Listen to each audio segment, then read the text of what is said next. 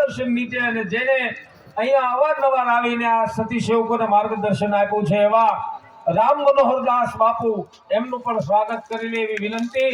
ત્યારબાદ કુંડલ ધસિયા સંત શ્રી સુંદરદાસ બાપુનું પણ સંત પૂજન અને એમનું સ્વાગત થાય એવી નમ્ર વિનંતી.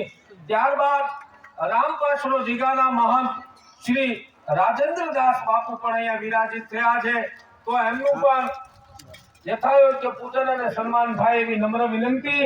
વિજય હનુમાનજી મહારાજના સાનિધ્યમાંથી પધારેલા પૂજ્યપાદ ઓલિયા બાપુ પણ અહીંયા વિરાજિત થયા છે, તો એમનું પણ પૂજન અને સન્માન થાય એવી વિનંતી.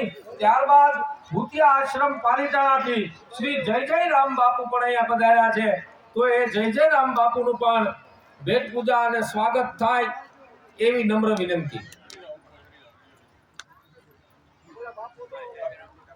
જો આ સેવક સમુદાય સંતોને પેલું ન થતું હોય તો સંતો જો ઊભા થઈ શકે તો ઊભા થાય, અથવા તો કોઈ કહે કે આ બાપુ.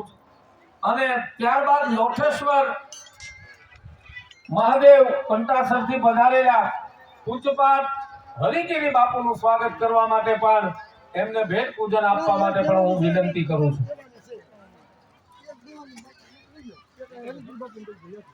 આજ લોઠેશ્વરથી હસુગીરી બાપુ પણ પધાર્યા છે, તો એનું પણ સ્વાગત થાય એવી નમ્ર વિનંતી. ત્યારબાદ કળસારથી ગુરદાસ